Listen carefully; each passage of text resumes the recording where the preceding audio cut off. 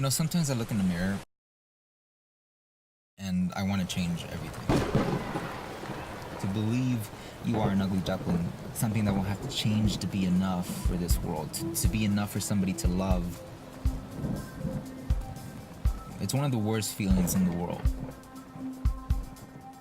And it's weird because a lot of movies suggest you should change everything. For example, at the end of The Breakfast Club, Ali Sheedy's delightfully odd basket case, a character I connected with, and I'm sure many of you connected with, is shoved into this plain pink outfit. It's jarring and kind of disappointing. Maybe she wanted to change, but she seemed herself as the pale girl in black who ate pixie stick sandwiches for lunch. I mean, who wouldn't want to eat pixie stick sandwiches for lunch? Bad people, mostly. The movie framing her abrupt shift from black to pink as a triumph made it seem like her old self, the person we connected with, wasn't enough. It made me feel like I wasn't enough. It made me feel like if I wanted a shot at getting the boy, at getting Emilio Estevez, I would have to shed this Tim Burton-loving ugly duckling skin and become a pretty Hollister-wearing swan dude, and that just isn't me. This is not to say that Breakfast Club is a bad movie or that complete makeovers aren't possible, but like we said, the one in Breakfast Club felt jarring. Imagine a movie that instead of saying Allison has to change, said Allison was a swan all along. That would be a truly self-affirming flick, and lucky for us, one of those recently came out. Welcome to Appreciation Reviews, where in a world full of hate, we find something to love. Today's film is Crazy Rich Asians, and the theme we loved is You Are Enough. But first, some thank you awards. For making a rom-com cinematic, our first thank you goes to director John Chu. Woo!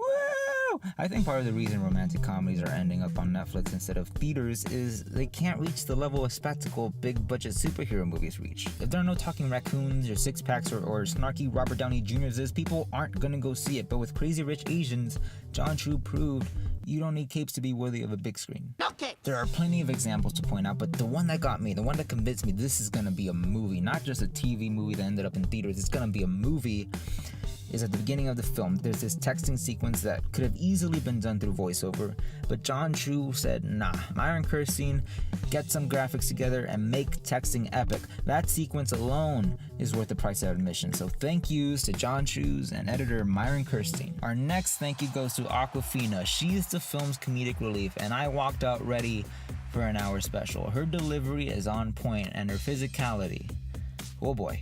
There were moments where I got some Jim Carrey vibes, and I'm very excited to see her continue to grow as a comedic actor. But speaking of comedic talents, they're all fantastic. Ken Jeong, Jimmy O Yang, Rainbow Sheep of the Family, Nico Santos. Just give me a Crazy Rich Asian spinoff with all of them. Just call it Crazy Asians. Give me all the crazy characters in Crazy Rich Asians. Call it Crazy Asians, and I'll start loving Jesus again. Thank yous to all of them. All right, let's get to the theme.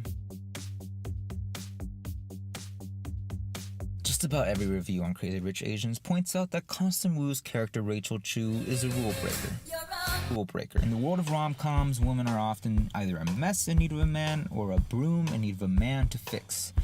Rachel Chu is neither. She is a hard-working NYU economics professor and an overall well-balanced human being.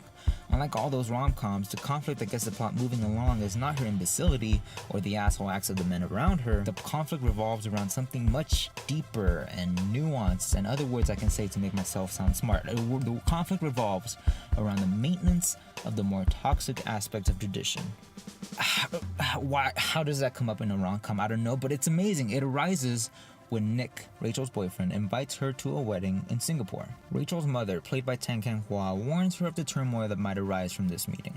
Rachel is Chinese American. Her mother tells her to some more traditional families, half Chinese, it's not enough Chinese. Nick's family is one of those families. His mother, Eleanor, is extremely critical of Rachel's Americanness. She feels Rachel's passion for her career will get in the way of her being a good partner to her son. At one point, she explicitly tells Rachel, "You will never be enough." Imagine looking at the mirror, saying, "I like what I see," and the mirror yelling back, "You shouldn't like what you see." That's what Eleanor does to Rachel. It's a heart-wrenching moment because Rachel had found a happy medium between her American and Chinese selves, and out of nowhere, this woman says there's too much American, not enough tradition, you're not good enough for my son. And there are people who agree with Eleanor. There are people in the family who accuse Rachel of being a manipulative gold digger, but they're the bad guys. Rachel refuses to back down, and in doing so, she attracts a strong group of friends. Nick, first of all, never falls out of love with her because she never changes. She's never not the person he fell in love with. Then there's his sister Astrid, who forms a powerful bond with Rachel. The characters Awkwafina and Nico Santos play show extreme loyalty to her. In a setting where so many said she wasn't enough, Rachel found a posse that said, no way. This woman is more than enough. Eleanor being framed as the antagonist, who holds onto tradition too strongly, who almost keeps that happy ending from happening, shows it's not necessarily people that need changing. It's the things that say people are inadequate that need changing. The society that tells Allison you can't find love unless you're in pink needed to change. The part of Chinese culture that told Eleanor a good woman sacrifices passion to become a caretaker needed to evolve. The things that scream at Allison and Eleanor and me and you, the things that say we are broken, maybe they're the things that need fixing. Crazy Rich Asians is an important movie for an entire demographic of people. It's the first American film since 1993's Joy Luck Club to sport an all-Asian cast. For the first time in over 2 decades, people were seeing themselves represented on screen. People were seeing that they were enough. That message, even though it didn't need to, it reaches wider audiences through Rachel's character arc. It is one that celebrates individuality by saying you may not be enough for everybody, but you are enough for somebody. Find that somebody, find those somebodies, and you will see you're not an ugly duckling. You're the swan. You're the swan that just happens to be living in an ugly duckling world. And it's up to you to keep it from making you ugly too. Thanks for watching this appreciation review of Crazy Rich Asians. If you liked it, let us know by liking, commenting, hey, we liked it, and subscribing. Yeah. Hopefully we get to do more. But until the next movie.